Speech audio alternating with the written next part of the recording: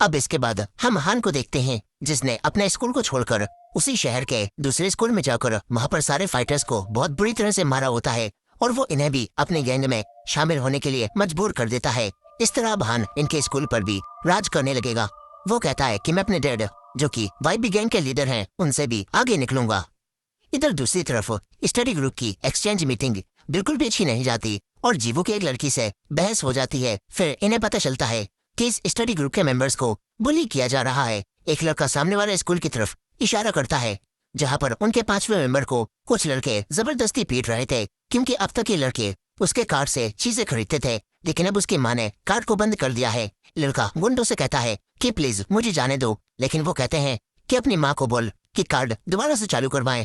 अब तभी एक लड़का यहाँ पर किसी को आता हुआ देखता है। वहीं पर वो स्टडी ग्रुप के मेंबर्स जीवू और बाकी सभी को बताते हैं कि हम इन गुंडों की कंप्लेंट भी नहीं कर सकते, क्योंकि पिछली बार जब ऐसा एक लड़के ने किया था तो इन्होंने उसके डैड के ऊपर हमला कर दिया और उसके डैड आज भी कोमा में है। ये लोग बताते हैं कि इस स्कूल का नाम मानिक हाई स्कूल है और पता नहीं इसे हमारे स्कूल के सामने आखिर क्यों बनाया गया।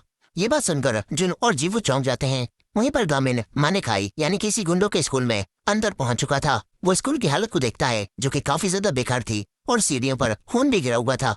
2 लड़के अब उसके पास आते हैं और ये लोग गामिन पर हमला कर देते हैं, लेकिन गामिन समझ चुका था कि यहाँ पर क्या होता है। वो काफी बुरी तरह से इन्हें बजाने लगता है। थोड़ी देर बाद जब एक लड़का बाहर जाकर देखता है तो सभी लोग इधर उधर गिरे पड़े थे और गामिन उसे भी मारता है और मानिल हाई के स्टूडेंट को उसके ग्लासेस वापस कर देता है। तभी सेह्योन और बाकी सभी लोग उसे कॉल पर बताते हैं कि वो गलत स्कूल में पहुंच गया है, उसे मानिल हाई स्कूल में आना था। अब इसी कॉल के दौरान उसी स्कूल का सबसे पावरफुल फाइटर यहाँ पर आ जाता है। ये लोग कॉल पर ही गामिन और उसकी फाइटिंग की आवाजें सुनते हैं और सोचते हैं कि बेचारा वो लड़का तो गया। इधर गामिन अब उस लड़के को बहुत बुरा मारने लगता है और कुछ ही समय में उसका काम तमाम कर देता है।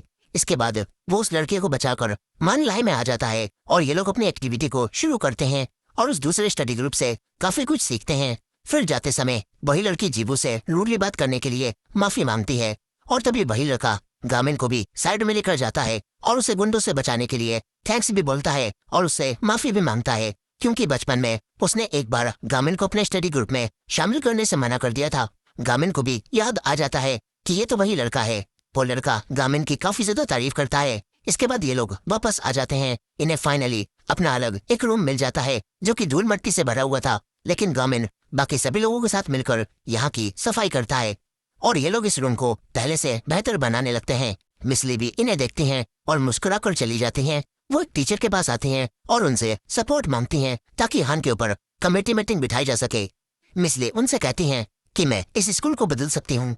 वो टीचर मिसली का साथ देने से मना करने लगते हैं और कहते हैं कि ये काम बहुत ज्यादा रिस्की हो सकता है और आप इस काम को करने के लायक हो, ये जांचने के लिए मैं पहले आपका टेस्ट लूंगा। इधर बाकी सभी ने पूरा रूम साफ कर लिया होता है, लेकिन तभी यहाँ पर एक लड़का आ जाता है। वो लड़का इनके स्टडी ग्रुप का मजाक बनाने लगता है। गामिन को काफी गुस्सा आता है। वो उसे मारने वाला था, लेकिन सेह्योन उसे रोक देता है और कहता है कि अगर तुमने इससे पंगा लिया तो तुम्हें वाइस प्रिंसिपल का सामना करना पड़ेगा, क्योंकि ये लड़का हमारे पूरे 10th ग्रेड में पढ़ाई में नंबर 1 पोजीशन पर है और इस लड़के का नाम होमिन होता है। वो सेह्योन की भी बेइज्जती करता है और कहता है कि ओए गरीब, तेरे पास इतना टाइम है जो तू इनके साथ ये पागलपंती कर रहा है, तुझे तो काम करके पैसे कमाने चाहिए थे ना। सेह्योन उससे कुछ भी नहीं कहता। अब तभी मिसली यहाँ पर आ जाते हैं। उन्हें देखकर होमिन यहाँ से निकल जाता है। तभी गामिन कहता है कि सेह्योन मुझे बताओ, मिड टर्म में अभी कितना समय बाकी है, मैं इस बार ग्रेड्स में इसे पीछे छोड़ दूंगा। सभी लोग ये सुनकर गामिन को देखते हैं। फिर मिसली इन सभी लोगों को उनके ग्रेड्स के हिसाब से पूरे 10th ग्रेड में उनकी पोजीशन बताती हैं, जिसमें जुन जीवू से आगे होता है और गामिन 220 बच्चों में से 219वें नंबर पर था, लेकिन सेह्योन 2nd प्लेस पर था। और ये देखकर जीवू, जुन और वॉन चौंक जाते हैं। इसके बाद मिसली कहती हैं कि मिड टर्म्स में अभी भी 20 दिन बाकी हैं और अगर तुम वैसा ही करो जैसा मैं कहती हूँ तो तुम्हारे ग्रेड्स बढ़ सकते हैं। सभी लोग मान जाते हैं। फिर स्कूल से जाते समय जुन बताता है कि मैंने मिसली और उन टीचर की बातें सुनी थी और उन टीचर ने कहा था कि अगर हमारी ग्रेड पोजीशन आगे बढ़ गई तो तभी वो हान को पकड़वाने में मिसली की मदद करेंगे। ये बात सुनकर सभी लोग चौंकते हैं, क्योंकि अब इस हिसाब से सभी को अपनी रैंक बढ़ानी होगी और सेह्योन को नंबर 1 बनना होगा। अब तभी सेह्योन के पास एक मैसेज आता है। सेह्योन कहता है कि मुझे कुछ काम है। इसके बाद वो यहाँ से चला जाता है। उसे लेबर का काम करने आज एक कंस्ट्रक्शन साइट पर जाना था, लेकिन लेट होने की वजह से अब उसके डैड उसे डांटते हैं और आने से मना कर देते हैं। तभी पास्ट का सीन दिखाया जाता है। सेयोन बचपन से ही पढ़ाई में काफी ज्यादा अच्छा था। एक दिन जब उसे फुल मार्क्स मिलते हैं तो वो खुशी खुशी ये दिखाने अपने घर पर आता है, लेकिन यहाँ पर उसके मॉम डैड आपस में झगड़ रहे थे और ये देखकर सेयोन को काफी दुख होता है। और बचपन से ही वो लड़का होमिन सेयोन को इसी बात पर बुली भी किया करता था। अब तो भी जाते समय वोन भी सेयोन के पास आ जाती है। वो कहती है कि मैं भी इसी रास्ते से जा रही हूँ। ये दोनों साथ में जाने लगते हैं। वोन कहती है कि तुमने मेरी उस दिन मदद की थी और मुझे बचाया था, उसके लिए थैंक्स। और तुम ही मेरे साथ पुलिस स्टेशन भी गए थे, अगर तुम नहीं होते तो मैं अकेले कुछ भी नहीं कर पाती। सेयोन कहता है कि मैंने तो कुछ भी नहीं किया, असली काम तो गामिन ने किया था। उसने गुंडों को मारकर जिनको बचाया था और दूसरे स्टडी ग्रुप वाले लड़के को भी गामिन ने ही बचाया था। वो तो किसी सुपर हीरो की तरह है। मोहन कहती है कि तुम भी काफी अच्छे हो, तुम अपने आप को कम मत समझो। याद है तुमने ही डिसिप्लिन कमेटी के मेंबर के सामने वो कंप्यूटर फेंक दिया था, तुम भी ताकतवर हो। सेयोन को इससे थोड़ी खुशी होती है। अब तो भी होमिन और बुली गैंग की लड़कियां इन्हें देख लेती हैं। होमिन दोबारा सेयोन को परेशान करने लगता है। वोन जब कुछ कहती है तो वो लड़की वोन को भी मारती है और ये देखकर सेयोन को गुस्सा आ जाता है। वो फाइट बैक करता है लेकिन आखिर में वो पिट जाता है। तभी यहाँ पर गामिन आ जाता है। वो होमिन को अपने एक हाथ से ही मारकर खत्म कर देता है। और जब लड़कियां वीडियो बनाने की कोशिश करती हैं तो गामिन एक ही किक में उनके फोन्स को भी हवा में उड़ा देता है और ये देखकर सभी भाग जाते हैं। लेकिन सेयोन गामिन के बीच में आने से खुश नहीं था। वो जाने लगता है। गामिन कहता है कि हमने उन्हें हरा दिया, खुश हो जाओ। लेकिन सेयोन कहता है कि हमने नहीं बल्कि तुमने उन्हें हराया है। वो दुखी होकर जाने लगता है और घर आते ही उसके डैड भी उसे मारते हैं क्योंकि आज वो काम पर नहीं आया था। वो कहते हैं कि अगर तुम काम नहीं करोगे तो वो कर्जा कैसे चुकाओगे जो कि तुम्हारी माँ हमारे ऊपर छोड़ गई है। सेयोन कहता है कि मैंने काम करने से मना नहीं किया, मैं काम करने के लिए बिल्कुल तैयार हूँ और मैं वो कर्जा भी चुकाऊंगा जो कि मेरा नहीं है। लेकिन याद रखें मेरी माँ बनने से पहले आपकी वाइफ थी। सेयोन अब गुस्से में घर छोड़कर चला जाता है। तभी गामिन यहाँ पर आता है। वो कहता है कि मेरे साथ मेरे घर पर चलो। सेयोन मना कर देता है। गामिन कहता है कि हम दोस्त हैं और दोस्त एक दूसरे की मदद कर सकते हैं।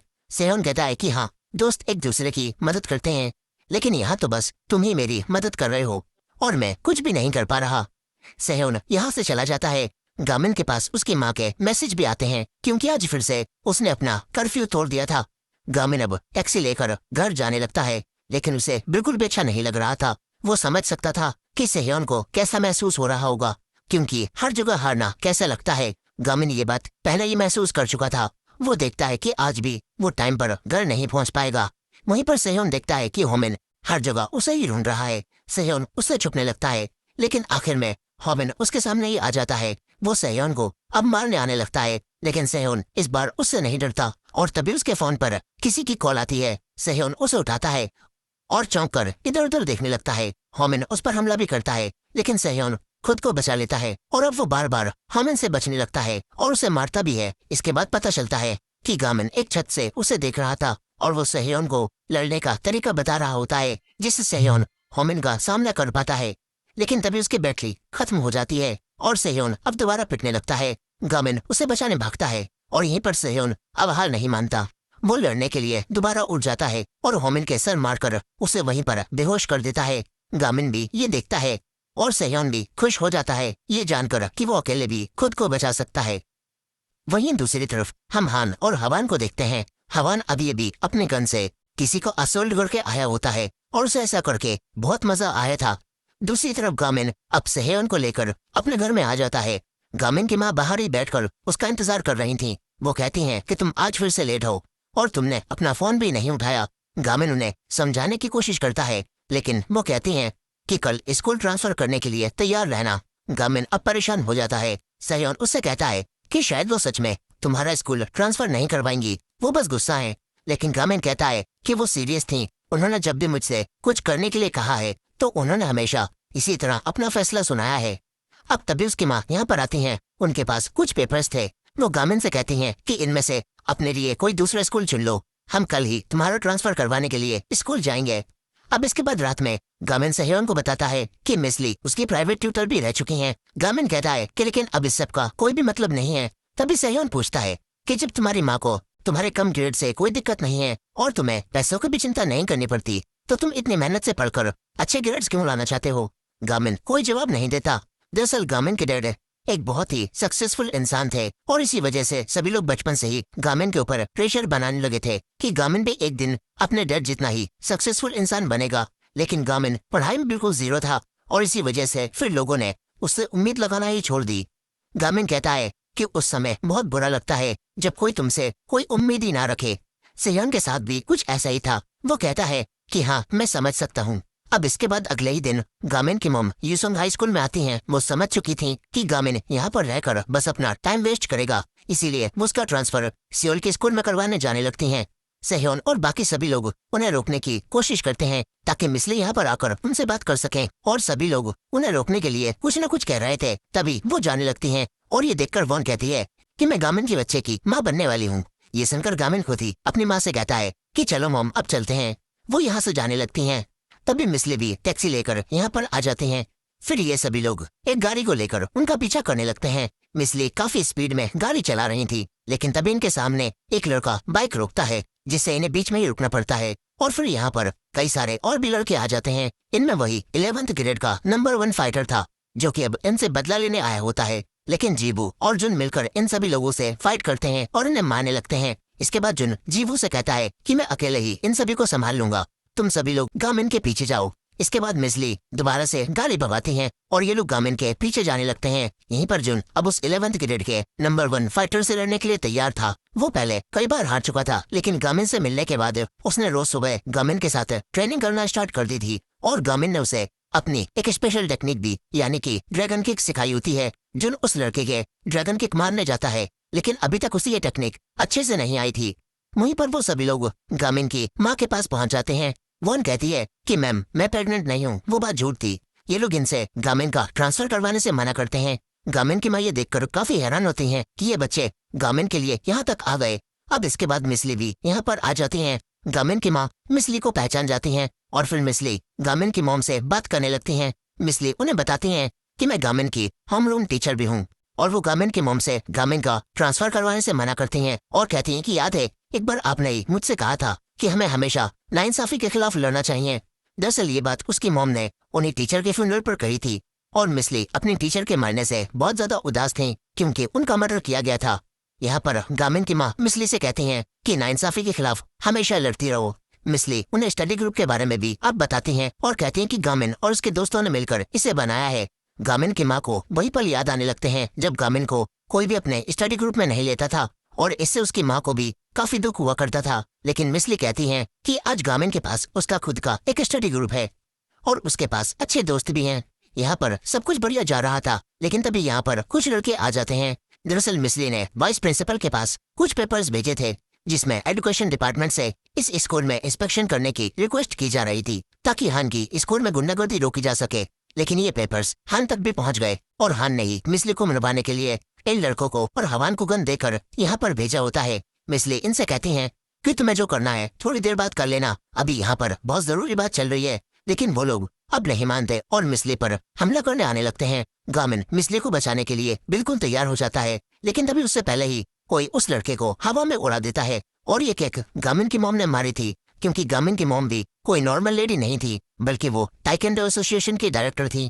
इसके बाद गामिन की मॉम कहती हैं कि बच्चों, अब जो यहाँ पर होने वाला है वो जाकर अपने माँ बाप को मत बताना, क्योंकि मुझे पसंद नहीं दो बच्चों के पेरेंट्स आपस में फाइट करें। इसके बाद गामिन की मॉम गामिन और जीवू इन लोगों को मारना शुरू कर देते हैं। गामिन अपनी मॉम को जीवू के बारे में बताता है, जो कि काफी अच्छी फाइटर थी। वो सेह्योन और वॉन के बारे में भी उन्हें बताता है, जो कि पुलिस को कॉल करने की कोशिश कर रहे थे। यहाँ पर मिसली भी तुरंत ही उन्हीं डिटेक्टिव को कॉल कर देती हैं, और तभी हवान भी मिसली के ऊपर गोली चलाता है, लेकिन उसका निशाना चूक जाता है। मगर वो दोबारा गन पॉइंट करता है। गामिन की माँ मिसली को बचाने भागती हैं और गामिन गन पकड़कर मोड़ देता है, लेकिन इससे वहाँ पर लगा हुआ ग्लास टूट जाता है। गामिन की माँ मिसली को बचा लेती हैं और टूटता हुआ ग्लास गामिन की माँ के ऊपर गिरता है, जिससे वो काफी ज्यादा जख्मी हो जाती हैं। ये देखकर गामिन काफी ज्यादा शोक में चला जाता है।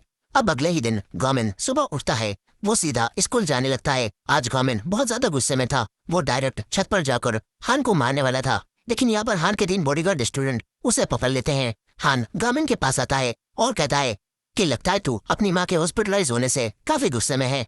अब तभी अनाउंसमेंट करके वाइस प्रिंसिपल सभी बच्चों को एक जिम रूम में इकट्ठा होने के लिए कहता है, और हान अपने तीनों बॉडीगार्ड स्टूडेंट से कहता है कि इसे इतना मारो कि ये अपनी माँ के बराबर में हॉस्पिटल में एडमिट हो जाए। इसके बाद वो चला जाता है। यहाँ पर एक लड़का किम सुन, जो कि तीनों में सबसे ताकतवर था, वो कहता है कि हमें इकट्ठा होकर इस पर हमला नहीं करना चाहिए, ये बहुत कमजोर होगा। इसके बाद दो लोग जाने लगते हैं, लेकिन गामिन कहता है कि रुको, एक साथ ही आ जाओ, मैं भी जल्दी में हूँ। तभी हमें दिखाया जाता है कि कल उसकी माँ के हॉस्पिटल में एडमिट होने के बाद पार्क ने गामिन को बताया था कि उन लड़कों को हान नहीं भेजा होगा, इसीलिए अब गामिन हान से बदला लेना चाहता है। यहाँ पर अब गामिन इन तीनों से फाइट करना शुरू कर देता है। ये तीनों टीम वर्क में काफी माहिर थे और ये लोग गामिन को बहुत बुरा पीटते हैं। तभी गामिन अपने मास्टर की दी हुई ट्रेनिंग को याद करता है और दोबारा उठ जाता है। वो इस बार पूरे फाइटिंग मूड में था और गामिन अकेले ही इन्हें मारने लगता है। गामिन कई सारी टेक्निक्स का इस्तेमाल करके इन्हें मारता है और जाने लगता है। तभी वो लड़का किमसुन कहता है कि रुक जाओ, अभी लड़ाई खत्म नहीं हुई है। वो गामिन की तरफ दौड़ता है। गामिन भी उड़ते हुए आता है और किमसुन के ड्रैगन किक मारता है, जिससे किमसुन यहीं डेड हो जाता है। अब इसके बाद गामिन तुरंत ही जिम रूम में जाने लगता है। रास्ते में उसे स्टडी ग्रुप का पोस्टर भी मिलता है, जिस पर किसी ने लिख दिया था कि अगर अपनी लाइफ बर्बाद करनी है तो स्टडी ग्रुप को ज्वाइन कर लो। गामिन सोचता है कि क्या मेरी वजह से ही मेरे दोस्तों को, सहेयोन को इतना कुछ झेलना पड़ रहा है, और क्या आज मेरी मॉम की हालत मेरी वजह से हुई है। गामिन को लग रहा था कि स्टडी ग्रुप का आइडिया अच्छा नहीं था, लेकिन वो कहता है कि इस दुनिया में पढ़ाई करना गलत नहीं हो सकता। इसके बाद वो जिम रूम के बाहर आ जाता है, जहाँ पर मिसली सभी बच्चों से कुछ कह रही थी। वो हान को देखता है और गुस्से में उसके एक पंच मार देता है। तभी कुछ समय पहले का सीन दिखाया जाता है, जहाँ पर वाइस प्रिंसिपल ने जानबूझकर सभी स्टूडेंट्स को यहाँ पर इकट्ठा किया था। वो सभी को बताता है कि हमारा स्कूल काफी अच्छा है और हम लोग यहाँ पर किसी को भी गैंगस्टर बनने की ट्रेनिंग नहीं देते, लेकिन फिर भी हमारी एक टीचर ने एजुकेशन डिपार्टमेंट में इंस्पेक्शन के लिए पेटिशन फाइल की है और इसी वजह से हमारा ये स्कूल भी बंद हो सकता है ना मिसली। सभी स्टूडेंट ये समझ जाते हैं कि मिसली नहीं, वो पेटिशन फाइल की है। इसके बाद वाइस प्रिंसिपल मिसली को स्टेज पर बुलाते हैं। फिर मिसली सभी स्टूडेंट से कहती हैं कि हम सब जानते हैं हमारा स्कूल बिल्कुल भी नॉर्मल नहीं है और मैं इस स्कूल में भले ही कुछ समय पहले आई हूँ, लेकिन अपनी एक टीचर मिस जियोंग हवा की वजह से मैं इस स्कूल को काफी पहले से जानती थी। दरअसल मिस जियोंग हवा वही टीचर थी जो कि पहले इस स्कूल में पढ़ाती थी और इसे बदलने की कोशिश कर रही थी। मिसली उन्हें बहुत मानती थी, लेकिन फिर एक दिन किसी ने उनका मर्डर कर दिया और मिस जियोंग हवा ही पार्क की माँ भी थी। पार्क और बाकी सभी लोग ये बात जानकर काफी ज्यादा हैरान होते हैं। मिसली कहती हैं कि मुझे चाहे जिससे भी लड़ना पड़े, लेकिन मैं अपने टीचर के नक्शे कदम पर चलते हुए इस स्कूल को बदल कर रहूंगी। वाइस प्रिंसिपल तुरंत ही उनसे माइक छीन लेता है और तभी गामिन यहाँ पर आकर हान के पंच मारता है। हान भी जवाब में उसका किक मारता है और इनके बीच में लड़ाई शुरू होने ही वाली थी, लेकिन नहीं होती। फिर कुछ समय बाद स्कूल में सभी लोग बात करने लगते हैं कि गामिन तो पूरा मॉन्स्टर है, उसने कैसे हान को पंच मारा। यहीं पर किमसुन के साथी भी उससे कहने लगते हैं कि तू ऐसे समय में आखिर पढ़ाई कैसे कर सकता है। हान अब हमें अपनी जॉब से निकाल देगा और फिर हम लोग पैसे कैसे कमाएंगे। किमसुन को कोई भी फर्क नहीं पड़ता, जिससे गुस्सा होकर उसका एक दोस्त यहाँ से चला जाता है। वहीं पर हान सोच रहा था कि मिसली उसी पुरानी टीचर जियोंग हवा की स्टूडेंट हैं, तभी वो स्कूल को बदलना चाहती हैं। लेकिन हान के दिमाग में एक नया प्लान आता है। वो एक आदमी को कॉल करके कहता है कि उस काम के लिए किमसुन को चुन लो। वहीं दूसरी तरफ हम किमसुन को देखते हैं। वो हान का बॉडीगार्ड सिर्फ इसीलिए बना था क्योंकि वो अपने बीमार ग्रैंडपा के लिए पैसे कमाना चाहता था, वरना तो उसे लड़ाई में नहीं बल्कि पढ़ाई में इंटरेस्ट है। यहाँ पर अब वो गामिन से मिलता है। गामिन उससे बात करता है और किमसुन लड़ाई करने के लिए गामिन से माफी मांगता है। गामिन कहता है कि तुम हान की बात क्यों मानते हो, मैंने उस दिन देखा था तुम्हारे पास पढ़ने के लिए इंडेक्स कार्ड थे, तुम्हें स्टडी पसंद है ना। किमसुन कहता है कि अगर ऐसा है भी तो अब क्या ही बदल जाएगा और मुझे पैसे कमाने हैं, इसलिए अगर मैं हान के करीब रहूंगा तो मैं उसी फेमस गैंग वाईबी गैंग में शामिल होकर वाईबी कंस्ट्रक्शन से जुड़ सकता हूँ। अब तभी उसका एक दोस्त उसके पास कॉल करता है। वो काफी घबराया हुआ और डरा हुआ होता है। वो कहता है कि कहीं पर जाकर छुप जाओ, वो ट्रेनर्स आ रहे हैं। अब तभी वाईबी गैंग के दो आदमी यहाँ पर आते हैं। वो किमसुन को अपने साथ चलने के लिए कहते हैं। गामिन कहता है कि मैं भी चलता हूँ, लेकिन किमसुन जानता था कि अब खतरा आने वाला है, इसलिए वो गामिन को अपने साथ नहीं ले जाता और इनके साथ चला जाता है। गामिन को ये बात काफी अजीब लगती है। यहीं पर वो दोनों आदमी किमसुन से कहते हैं कि आज तुम्हें बहुत काम करना है। यहीं पर गामिन देखता है कि किमसुन अपना फोन यहीं भूल गया है और उसके ग्रैंडपा उसे कॉल कर रहे थे। गामिन अब किमसुन के ग्रैंडपा के पास आ जाता है। उसके ग्रैंडपा इस उम्र में और डेथ बेड पर होने के बाद भी पढ़ाई कर रहे थे। उनका मानना था कि जिस समय इंसान सीखना छोड़ देता है तो तभी वो मर जाता है। गामिन उनकी मदद करता है और जाते समय किमसुन के ग्रैंडपा गामिन से कहते हैं कि अगर तुम किमसुन से मिलो तो उसे बताना कि पढ़ाई में कितना मजा आता है, मुझे लगता है तुम ऐसा कर सकते हो। गामिन अपनी मॉम के पास आता है और इसी बारे में सोचता है। फिर अगली सुबह सभी लोगों को न्यूज से पता चलता है कि रात में एक आदमी का मर्डर हो गया है और एक सस्पेक्ट की वीडियो सीसीटीवी में रिकॉर्ड भी हो गई है। ये लोग देखते हैं कि वो सस्पेक्ट तो बिल्कुल किमसुन जैसा लग रहा है। अब तभी मिसली के साथ यहाँ पर वही डिटेक्टिव आ जाता है। वो गामिन से पूछता है कि क्या कल रात तुम किमसन से मिले थे, मुझे बताओ उस समय क्या हुआ था। गामिन अब उन्हें सब बताता है कि वो स्टडी के बारे में बातें कर रहा था और तभी वाईबी गैंग के 2 आदमी आकर किमसुन को ले गए। गामिन डिटेक्टिव से पूछता है कि क्या सच में किमसुन ने ही वो मर्डर किया है। डिटेक्टिव कहता है कि इस वक्त वही प्राइम सस्पेक्ट है। गामिन को ये काफी बुरा लगता है। वो किसी सोच में पड़ जाता है। वो सहयोन से भी कहता है कि क्या किमसुन ऐसा कर सकता है। इसके बाद ये सभी लोग अपनी खुद की रिसर्च करते हैं और इन्हें पता चलता है कि पिछले साल से जब से हान ने इस स्कूल को ज्वाइन किया है तभी से हमारे शहर में होने वाले क्राइम्स काफी ज्यादा बदल गए हैं और एडल्ट क्राइम की जगह हाई स्कूल स्टूडेंट के द्वारा होने वाले क्राइम्स की संख्या काफी बढ़ गई है। जिसका मतलब साफ है कि वाईबी गैंग अपने किए हुए क्राइम्स में हाई स्कूल के स्टूडेंट्स को फंसा रही है, क्योंकि वो लोग माइनर होते हैं और उन्हें ज्यादा लंबी सजा नहीं हो सकती। इन्हें लगता है कि ऐसा करके वाईबी गैंग वाले हाई स्कूल स्टूडेंट को बाद में अपनी गैंग में और वाईबी कंस्ट्रक्शन में शामिल कर लेते होंगे। लेकिन जी वो कहती है कि ये सब तो ठीक है, लेकिन इससे ये साबित तो नहीं होता ना कि किमसुन ने वो मर्डर नहीं किया। ये लोग उदास हो जाते हैं क्योंकि इनके पास कोई सबूत नहीं था। लेकिन फिर रात का सीन दिखाया जाता है जहाँ पर किमसुन का वही दोस्त भागता हुआ गामिन के पास आता है और मदद मांगता है। उसके पीछे उसी गैंग का एक आदमी पड़ा हुआ था। गामिन उसे एक ही पंच में ढेर कर देता है। फिर वो बताता है कि मैंने देखा था वाईबी गैंग के एक आदमी ने ही वो मर्डर किया था। वो चाकू में लगा हुआ खून साफ कर रहा था। दरअसल वाईबी गैंग में जब भी कोई बड़ा आदमी कोई मर्डर करता है तो हम लोग हाई स्कूल के स्टूडेंट जो कि पहले से ही गैंग से जुड़े हुए थे उन्हें ही इस केस में फंसाया जाता है ताकि असली मर्डर करने वाला लंबी सजा से बच सके। और यही अब किमसुन के साथ भी हो रहा है।